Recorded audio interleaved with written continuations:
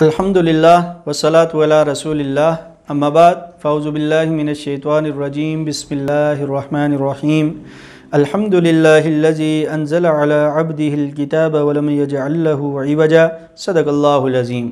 سامعین ذکر، آج سورۃ الکہف کا خلاصہ بیان کیا جائے گا۔ مشرکین مکہ یہودیوں کے پاس گئے اور ان سے کہا کہ تم ہمیں کچھ ایسے سوالات بتاؤ کہ ہم محمد رسول اللہ صلی اللہ علیہ وسلم کے سامنے وہ سوال رکھیں اور وہ لاجواب ہو جائیں۔ تو مشرکین مکہ کو یہود نے پھر کچھ سوالات بتائے کہ روح سے متعلق پوچھا جائے کہ روح کیا چیز ہے۔ دوسرا سوال کہ اصحاب کہف یعنی وہ جو غار والے نوجوان تھے، وہ جو لوگ تھے، ان کے متعلق سوال کیا جائے۔ اور تیسرا کہ وہ جو شخص ہے جس نے ساری زندگی کا ساری دنیا کا سفر کیا، اس شخص سے متعلق سوال کرو کہ وہ شخص نے ساری دنیا کا کیسے سفر کیا اور اس کے ساتھ کیا کیا واقعات رونما ہوئے۔ اب مشرکین مکہ جب واپس آئے تو اللہ سبحانہ وتعالیٰ نے پھر آپ صلی اللہ علیہ وسلم کے اوپر وحی فرمائی اور یہ تینوں سوالات کے جوابات دیے گئے۔ روح سے متعلق سوال کا جواب پچھلی سورہ بنی اسرائیل میں گزرا اور اصحاب کہف کا ذکر اس سورہ مبارکہ میں آیا، اور وہ جو شخص جس نے ساری دنیا کا سفر کیا وہ ذوالقرنین تھے، ان کا ذکر بھی اللہ سبحانہ وتعالیٰ نے سورۃ الکہف میں فرمایا۔ سورۃ الکہف کی بڑی فضیلت ہے۔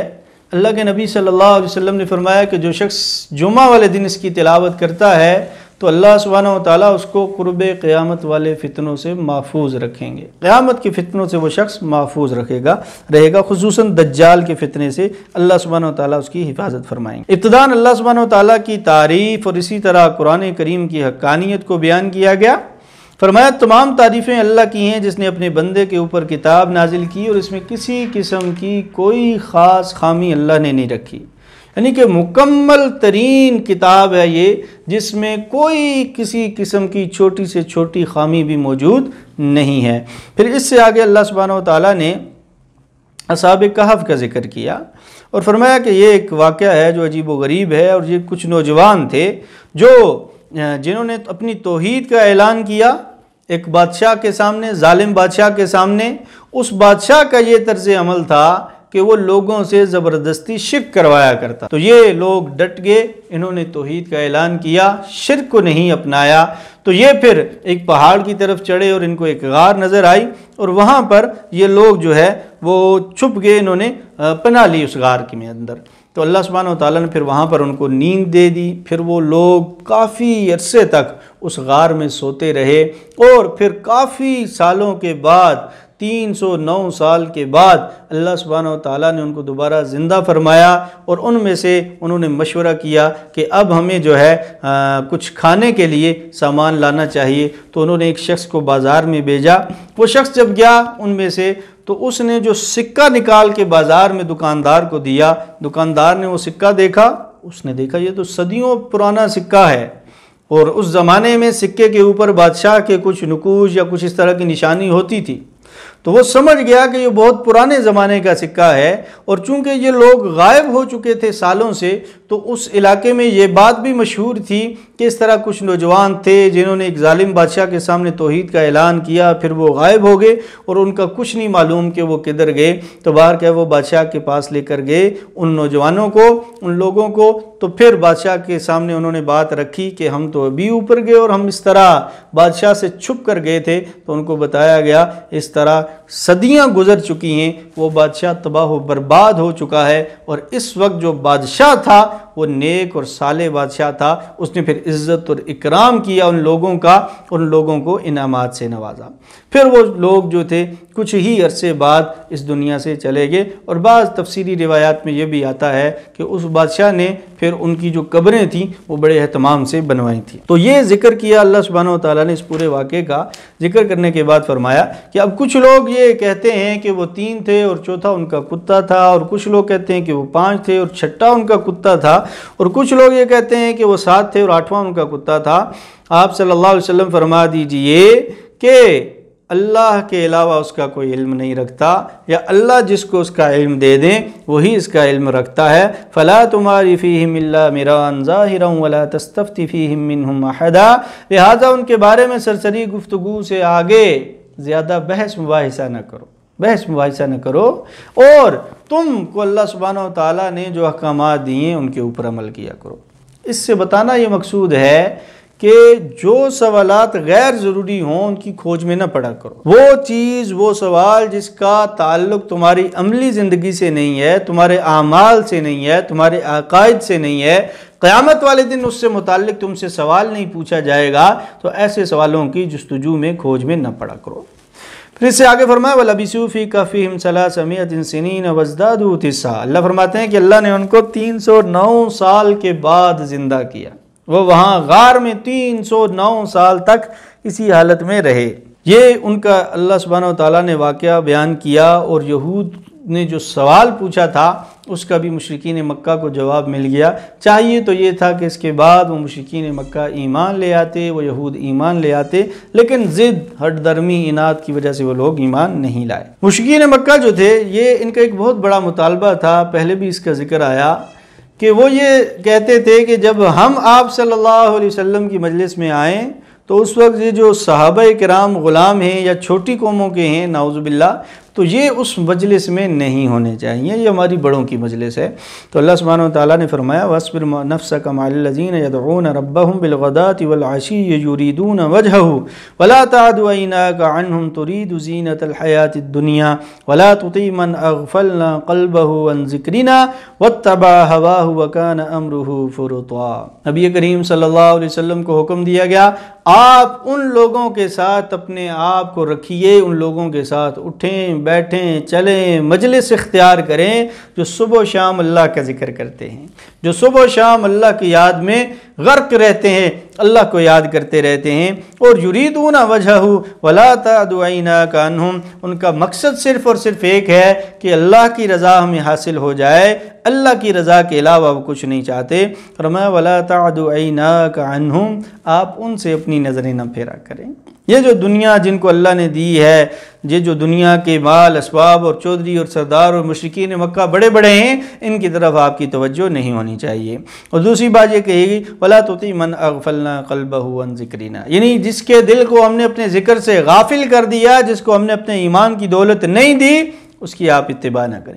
ظاہر ہے نبی کریم صلی اللہ علیہ وسلم ان کی اتباع یا ان کی اطاعت تو نہیں کرتے، یہ ہمیں سکھایا جا رہا ہے، ہمیں یہ ترغیب دی جا رہی ہے کہ ہم لوگ جو صاحب ایمان لوگ ہیں وہ ایسے لوگوں کی اتباع اور پیروی نہ کریں جن کا دل اللہ کے ذکر سے غافل ہے اور وہ حد سے گزرنے والے ہیں۔ آج ہمارے ہاں معاشرے میں کیا ہے کہ پیروی ہی اسی کی جاتی ہے جو حد سے گزرنے والا ہے۔ یہ سونا پہنتے ہیں، یہ وہ جو گاڑیاں لے کر گھومنا اور گارڈ لے کر گھومنا اور یہ سارے معاملات، اس طرح غرور اور تکبر اور اکڑ اور وہ ویڈیوز بنانا اور سوشل میڈیا کے اوپر ڈالنا، یہ ساری چیزیں کیا ہیں؟ یہ ان لوگوں کی پیروی کرنا ہے جو لوگ، جن لوگوں کے دل اللہ کے ذکر سے غافل ہیں، جن کے دلوں میں عاجزی نہیں ہے، جو اللہ سے ڈرتے نہیں ہیں، جو اللہ کا خوف اور ڈر اپنے دلوں میں نہیں رکھتے۔ اللہ سبحانہ وتعالیٰ اس سے ہمیں محفوظ رکھیں۔ اس سے آگے اللہ سبحانہ وتعالیٰ نے 3 مثالیں بیان فرمائی۔ پہلی فرمایا کہ 2 لوگ تھے اور ان میں سے ایک جو تھا اس کو اللہ سبحانہ وتعالیٰ نے باغات دیے، یعنی اس کو اللہ سبحانہ وتعالیٰ نے مالی وسعت دی اور بہت زیادہ مالی وسعت دی، باغات دیے انگوروں کے، کھجوروں کے، اور یہ ساری چیزیں اللہ نے نعمتیں دیں اس کے اوپر۔ اور فرمایا وہ جو دوسرا دوست تھا وہ اسے کہتا تھا کہ اس پہ اللہ کا شکر ادا کرو اور اللہ پہ ایمان لے کر آؤ، لیکن اس نے کیا کہا؟ اس نے کہا کہ تم کیا سمجھتے ہو کہ ہم لوگ جو ہے دوبارہ اٹھائے جائیں گے، قیامت برپا ہوگی، سوال و جواب ہوگا؟ میں تو اس چیز کو نہیں مانتا، یہ قیامت کو تو میں نہیں مانتا۔ وَمَا أَظُنُّ السَّاعَةَ قَائِمَةً وَلَئِن رُدِدتُّ إِلَىٰ رَبِّي لَأَجِدَنَّ خَيْرًا مِّنْهَا مُنقَلَبًا، یعنی کہ اس نے روگردانی کی، اس نے کہا کہ میں تو یہ گمان نہیں کرتا کہ قیامت قائم ہوگی اور سوال و جواب ہوگا۔ اور میں قال له صاحبه وهو يحاوره وكفرت بالذي خلقك من تراب ثم من نطفة ثم سواك رجلا، اور جو نیک مومن اس کا دوست تھا اس نے اس سے کہا تم کیا کہہ رہے ہو؟ وہ اللہ جس نے مٹی سے تمہیں پیدا کیا، جس نے تمہیں اتنی بے شمار نعمتیں دیں، اس اللہ کا تم انکار کر بیٹھے ہو، اس اللہ کی قیامت قائم کردہ قیامت کا تم انکار کر بیٹھے ہو۔ اللہ فرماتے ہیں وَأُحِيطَ بِثَمَرِهِ فَأَصْبَحَ يُقَلِّبُ كَفَّيْهِ عَلَى مَا أَنفَقَ فِيهَا وَهِيَ خَاوِيَةٌ عَلَى عُرُوشِهَا وَيَقُولُ يَا لَيْتَنِي لَمْ أُشْرِكْ بِرَبِّي أَحَدًا۔ اللہ فرماتے ہیں پھر اس کے وہ باغات، وہ جتنی اللہ نے اس کو نعمت دی تھی، وہ ساری کی ساری اللہ نے ختم کر دی، تباہ و برباد ہو گئی۔ اس وقت پھر وہ کہنے لگا یقول یا لیتنی لم اشرک بربی احدا، ہائے کاش میں اللہ کے ساتھ کسی کو شریک نہ ٹھہراتا۔ تو یہ اس شخص کی مثال دی گئی ہے۔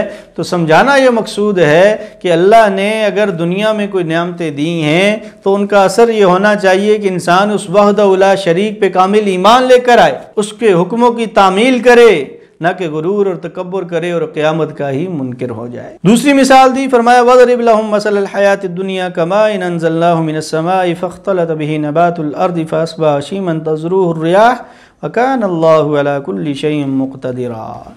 اللہ فرماتے ہیں کہ دنیا کی مثال ایسے ہے کہ جیسے دنیا کی زندگی کی مثال ایسے ہے کہ جیسے آسمان سے پانی اللہ سبحانہ و تعالیٰ برساتے ہیں اور پھر اس سے نباتات اگتی ہیں اور وہ ہری بھری ہوتی ہیں، لیکن پھر وہ زرد پڑ جاتی ہیں، اور اللہ فرماتے ہیں کہ پھر ہوا ان کو اڑا کر لے جاتی ہے، تزروہ الرياح، ان کو پھر ہوا اڑا کر لے جاتی ہے۔ وَكَانَ اللَّهُ عَلَى كُلِّ شَيْءٍ مُقْتَدِرًا، اللہ تو ہر چیز پہ قادر ہے۔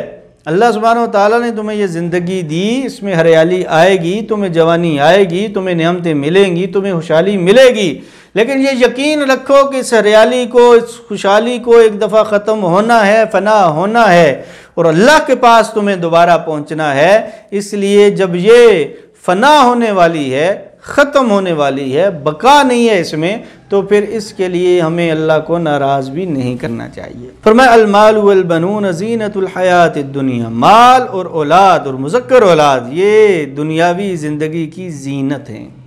اس سے بعض مفسرین نے پردے کے حکم کا بھی استنباط کیا کہ دیکھیں یہاں پر اللہ نے جو زینت کا ذکر فرمایا کہ دنیا کی زینت، تو دنیا کی زینت اللہ نے دو چیزوں کو قرار دیا کہ مال کو اور بنون، لڑکوں کو، مذکر اولاد کو اللہ نے زینت قرار دیا۔ اس کا مطلب یہ ہے کہ عورت زینت کی چیز نہیں ہے، عورت کو باہر دنیا میں ظاہر کرنا یہ جو ہے مناسب نہیں ہے، یہ اس فطرت کے یہ چیز خلاف ہے، تو اس لیے اس کا ذکر نہیں کیا گیا۔ فرمایا المال والبنون زینت الحیات الدنیا، اور فرمایا والباقیات الصالحات خیر عند ربک ثوابا وخیر املا، اور باقی رہنے والی چیز کیا ہے؟ وہ آپ کے اعمال صالحہ ہیں، آپ کے نیک اعمال ہیں، آپ کی ہوئی اچھی نیکیاں ہیں۔ پھر اس سے آگے قیامت کا ذکر کیا گیا، فرمایا اور وہ پہاڑ جو مضبوط ہیں یہ ہوا میں چلنا شروع ہو جائیں گے، اور اللہ سبحانہ و تعالیٰ سارے لوگوں کو جمع فرمائیں گے اور پھر ان کو صف در صف اللہ کے سامنے پیش کیا جائے گا۔ پھر اللہ سبحانہ و تعالیٰ جنہوں نے پہلے پیدا کیا، دوبارہ پیدا کیا، وہ پھر حساب کتاب کا عمل شروع کریں گے۔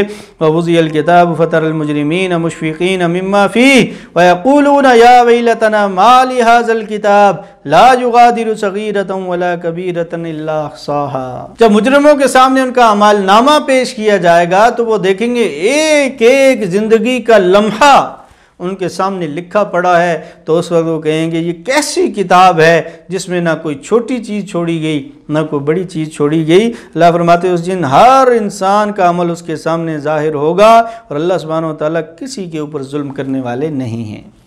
تیسری مثال ابلیس کی دی گئی اور حضرت آدم علیہ السلام کی کہ ابلیس کو حکم دیا گیا کہ حضرت آدم علیہ السلام کو سجدہ کرو، لیکن اس نے سجدہ نہیں کیا، انکار کیا، تو اللہ کی رحمت سے محروم کر دیا گیا۔ تو یہ تین مثالیں دیں۔ پہلے وہ شخص جس کو اللہ سبحانہ و تعالیٰ نے خوشحالی دی، اللہ نے فرمایا کہ ایسے نہ کرو، جب خوشحالی مل جائے تو اللہ کا شکر ادا کرو۔ دوسرا فرمایا کہ خوشحالی مل جاتی ہے لیکن پھر ہوا آتی ہے اور اس کو ریزہ ریزہ کر کے ہوا میں اڑا کر لے جاتی ہے کہ یہ چیزیں دنیا کی فنا ہونے والی ہیں۔ اور تیسرا شیطان کی مثال دی کہ اس کو اللہ نے حکم دیا، اس نے انکار کیا، تو اللہ کی پھٹکار اس کے اوپر آئی۔ تو دنیا میں اس قرآن کے ذریعے جو اللہ نے تمہیں احکامات دیے، ان احکامات پہ عمل کرنے کی کوشش کرو۔ اگر ان احکامات کا انکار کرو گے تو اللہ کی پھٹکار تمہارے اوپر بھی آئے گی۔ اس سے آگے حضرت موسیٰ علیہ السلام اور حضرت خضر علیہ السلام کا واقعہ ذکر کیا گیا۔ موسیٰ علیہ السلام سے کسی نے سوال کیا کہ اس وقت دنیا میں سب سے بڑا عالم کون ہے؟ تو موسیٰ علیہ السلام نے فرمایا کہ میں سب سے بڑا عالم ہوں۔ تو اللہ سبحانہ و تعالیٰ نے حضرت موسیٰ علیہ السلام کی بات تو درست تھی کہ ہر نبی ہی اس وقت سب سے بڑا عالم ہوتا ہے، لیکن اللہ سبحانہ و تعالیٰ کی منشا یہ تھی کہ موسیٰ علیہ السلام کو یوں جواب دینا چاہیے تھا کہ اللہ کی ذات سب سے بڑی عالم ہے، اور اس کے بعد اپنا ذکر فرماتے۔ تو بارگاہ موسیٰ علیہ السلام کو فرمایا گیا کہ آپ اپنے سے بھی زیادہ ایک صاحب علم شخص کے پاس جائیں، اور وہ حضرت خضر علیہ السلام ہیں۔ پھر کچھ نشانیاں بتائی گئیں کہ آپ سفر میں جائیں، حضرت موسیٰ علیہ السلام اپنے شاگرد کو لے کر نکلے، اور پھر وہاں پر راستے میں سمندر کے قریب کنارے میں مچھلی جہاں پہ جو ہے سمندر میں گھس جائے، وہیں پہ حضرت خضر علیہ السلام آپ کو ملیں گے، یہ نشانی بتائے گی۔ موسیٰ علیہ السلام آگے گزر گئے، پھر واپس تشریف لائے، حضرت خضر علیہ السلام سے ملاقات ہوئی۔ حضرت خضر علیہ السلام نے فرمایا کہ ٹھیک ہے، میں تمہیں اپنے ساتھ رکھوں گا، لیکن تم صبر نہیں کر سکو گے۔ موسیٰ علیہ السلام نے فرمایا نہیں، میں صبر کروں گا، آپ مجھے اپنے ساتھ رکھیے۔ بہرکیف سفر شروع ہوا ان کا۔ فرمایا فَانْطَلَقَا حَتَّى إِذَا رَكِبَا فِي السَّفِينَةِ خَرَقَهَا، کشتی میں سوار ہوئے، حضرت خضر علیہ السلام سوار ہیں، موسیٰ علیہ السلام سوار ہیں۔ خضر علیہ السلام بالکل نئی کشتی اور اس کا ایک پھٹا نکال لیا۔ موسیٰ علیہ السلام فوراً بول اٹھے، فرمایا کیا سب کو غرق کرنے کا ارادہ ہے آپ کا؟ یا آپ نے پھٹا نکال لیا، یہ پانی آئے گا نیچے سے اور سارے جو ہے وہ ڈوب جائیں گے پانی میں، اور اس کشتی والے کا آپ نے نقصان کر دیا۔ تو یہ موسیٰ علیہ السلام بول پڑے، تو انہوں نے فرمایا کہ میں نے کہا تھا کہ آپ صبر نہیں کر سکتے۔ قال لا تؤاخذنی بما نسیت ولا ترهقنی من امری عسرا، موسیٰ علیہ السلام نے یہ گزارش کی کہ مجھے ساتھ رکھیں، میں انشاءاللہ آئندہ نہیں بولوں گا، سوال نہیں کروں گا۔ پھر جب سفر شروع ہوا تو وہ ایک غلام تھا، بچہ تھا، خضر علیہ السلام نے راستے میں اسے قتل کر دیا۔ قال قتلت نفسا زکیۃ بغیر نفس لقد جئت شیئا نکرا، موسیٰ علیہ السلام پھر بول پڑے، فرمایا کیا کیا کہ آپ نے ایک ناحق نفس کو قتل کر دیا، چھوٹا بچہ، معصوم بچہ، اور آپ نے اسے قتل کر دیا۔ خضر علیہ السلام نے فرمایا کہ میں نے کہا تھا کہ آپ صبر نہیں کر سکتے۔ بہرکیف موسیٰ علیہ السلام کے اصرار پہ سفر مزید جاری رہا، اور موسیٰ علیہ السلام حضرت خضر علیہ السلام کے ساتھ جاری رہے۔ ایک بستی آئی، ان سے انہوں نے کھانا مانگا، کھانا نہیں دیا۔ خضر علیہ السلام نے فرمایا کہ چلو اب یہ جو دیوار ہے اس کو ہم گرائیں گے اور دوبارہ تعمیر کریں گے۔ انہوں نے دیوار گرائی اور دوبارہ تعمیر کی۔ موسیٰ علیہ السلام پھر بول پڑے اور فرمایا کہ انہوں نے ہمیں کھانا بھی نہیں دیا، اور آپ جو ہے بغیر اجرت طلب کیے ان سے ان کی پوری دیوار بنا کر جا رہے ہیں۔ تو اس وقت خضر علیہ السلام نے فرمایا کہ اب ہمارے راستے جدا ہیں، اور میں تمہیں بتاتا ہوں کہ یہ سارے معاملات کیوں ہوئے۔ سأنبئک بتأویل ما لم تستطع علیہ صبرا، خضر علیہ السلام کے بارے میں آتا ہے کہ ان کو اللہ سبحانہ و تعالی نے تکوینی علوم عطا فرمائے تھے کہ کوئی کام ہوتا ہے اور وہ کس وجہ سے ہوتا ہے، اس کا اللہ سبحانہ و تعالیٰ کا مقصد اور منشا کیا ہوتا ہے، اس سے کسی دوسرے کو کس نقصان سے بچایا جا رہا ہے، یا اس شخص کو خود ذاتی طور پہ کسی بڑے نقصان سے بچایا جا رہا ہے۔ تو یہ سارا تکوینی نظام جو اللہ سبحانہ و تعالیٰ نے مرتب فرمایا، اس کا علم حضرت خضر علیہ السلام کو دیا گیا تھا۔ خضر علیہ السلام نے فرمایا کہ اما السفینۃ فکانت لمساکین یعملون فی البحر فاردت ان اعیبها وَكَانَ وَرَاءَهُمْ مَلِكٌ يَأْخُذُ كُلَّ سَفِينَةٍ غَصْبًا، موسیٰ علیہ السلام کو بتایا کہ وہ جو کشتی کا میں نے ایک پھٹا نکالا اور اس کو عیبدار کیا تھا، وجہ اس کی یہ تھی کہ آگے ایک بادشاہ تھا، اور وہ نئی اور بہترین کشتیوں کو رکھ لیتا تھا اور عیبدار کشتیوں کو چھوڑ دیتا تھا۔ تو وہ میں نے اس کشتی کو عیبدار بنا دیا تاکہ وہ بادشاہ اس کشتی پہ قبضہ نہ کر سکے، اور یہ جو مسکین لوگ ہیں یہ اپنا کاروبار جاری رکھ سکیں۔ اسی طرح وہ جو بچہ جس کو قتل کیا، فرمایا فَكَانَ أَبَوَاهُ مُؤْمِنَيْنِ، کہ ان کے والدین جو تھے وہ مومن تھے۔ اس بچے نے بڑے ہو کر ان کو بھی کفر کی طرف لے آنا تھا، اس وجہ سے میں نے اس بچے کو قتل کیا، اللہ ان کو اور اولاد دے گا اور وہ جو ہے اپنے ایمان پہ باقی رہیں گے۔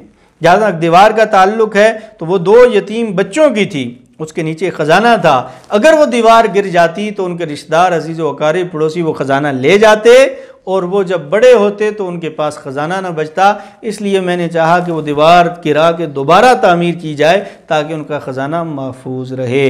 تو یہ حکمتیں تھیں۔ اس سے ایک تو یہ سبق ملا کہ جب بھی کوئی نقصان ہوتا ہے دنیا میں، زندگی میں، انسان کو یا کسی دوسرے کو، تو اللہ سبحانہ و تعالیٰ بہت سے بڑے بڑے نقصانات سے اس شخص کو بچا رہے ہوتے ہیں۔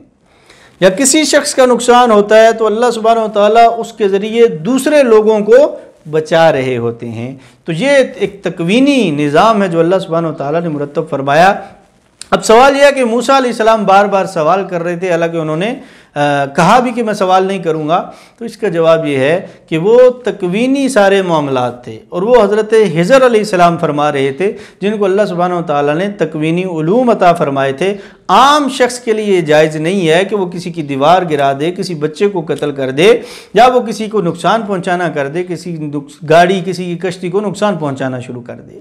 تو موسیٰ علیہ السلام کا بولنا بجا تھا کہ کوئی بھی ایسا کام جس سے کسی کو نقصان پہنچایا جا رہا ہو یا نقصان ہو رہا ہو، تو یہ ایک پیغمبر کی شان ہے کہ وہ اس انسان کو اس نقصان سے بچانے کی کوشش کرے۔ تو موسیٰ علیہ السلام اپنی جگہ درست تھے، خضر علیہ السلام کا اپنا عمل درست تھا۔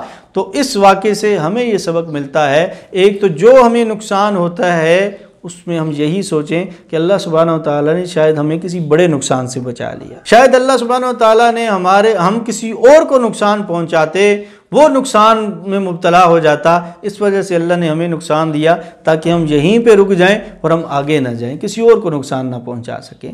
تو صبر جو ہے نقصانوں کے اوپر، پریشانیوں کے اوپر، مصیبتوں کے اوپر یہ کرنا چاہیے۔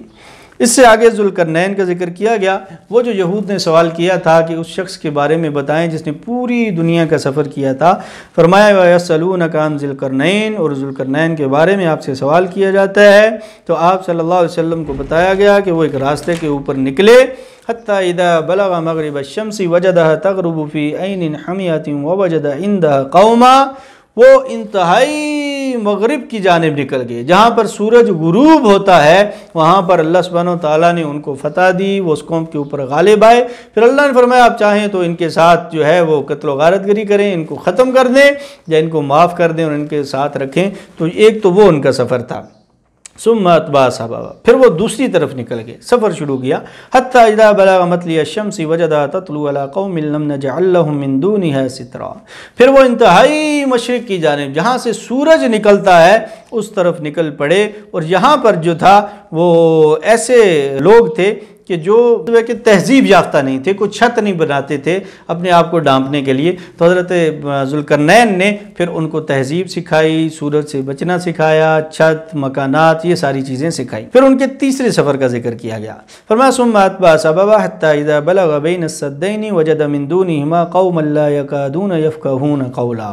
یہ بعض مفسرین فرماتے ہیں کہ یہ شمال کی جانب سفر تھا حضرت ذوالقرنین کا، اور وہاں پر پھر دو پہاڑوں کے درمیان ایک قوم بستی تھی، اور انہوں نے پھر بتایا کہ یہاں پر ایک جنگجو قسم کی قوم آتی ہے اور ہمیں نقصان پہنچاتی ہے، تو آپ ہماری مدد کریں۔ وہ یاجوج ماجوج تھے جو قتل و غارت گری کرتے تھے، بد تہذیب قسم کے لوگ تھے، یعنی کہ جنگلی قسم کے لوگ تھے جو قتل و غارت گری کیا کرتے تھے۔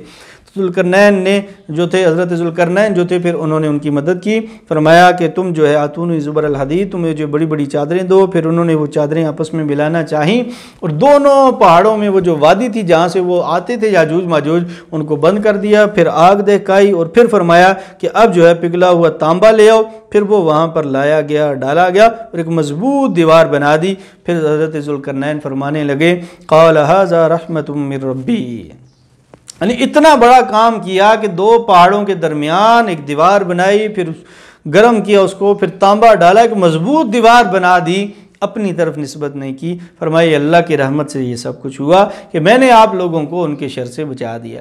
باہر کیا بعض روایات میں آتا ہے کہ یہ یاجوج ماجوج قرب قیامت دوبارہ ظاہر ہوں گے۔ اس سورہ مبارکہ کے آخر میں پھر اللہ سبحانہ وتعالیٰ نے مادیت پرست لوگوں کو دعوت دی، ما فمن کان یرجو لقاء ربہ فلیعمل عملا صالحا ولا یشرک بعبادۃ ربہ احدا، جو اللہ سے ملاقات کی امید رکھتا ہے، جو قیامت کی امید رکھتا ہے، جو قیامت پہ یقین رکھتا ہے، فلیعمل عملا صالحا، تو اسے چاہیے کہ وہ عمل صالحہ کرے اور اللہ کی عبادت میں کسی اور کو اپنے رب کے ساتھ شریک نہ ٹھہرائے۔ تو یہ بنیادی طور پہ ایک قسم کا اللہ سبحانہ وتعالیٰ نے مارکا ایک قسم کا ذکر کیا کہ مادیت پرستی اور ایمان، ان دونوں کا آپس میں تقابل کیا گیا کہ وہ جو اصحاب کہف تھے وہ توحید کے لیے، ایمان کے لیے، حالانکہ ان کے ظالم بادشاہ نے جب ان کو تکلیفیں دیں، مصیبتوں میں گرفتار کیا، پھر اس نے لالچ بھی دی، تو مادیت کی طرف بلایا کہ پیسہ یہ وہ ساری چیزیں، لیکن انہوں نے اس لالچ کو قبول نہیں کیا اور توحید کے اوپر قائل رہے۔ تو اس سے ہمیں یہ سبق ملتا ہے کہ ہم مادیت پرست نہ بنیں، بلکہ اللہ سبحانہ و تعالیٰ کے خالص اور مخلص بندے بن کر اللہ کی ذات پہ کامل یقین رکھیں۔ اللہ سبحانہ و تعالیٰ کہنے سننے سے زیادہ عمل کرنے کی توفیق عطا فرمائے۔ وآخر دعوانا ان الحمد للہ رب العالمین۔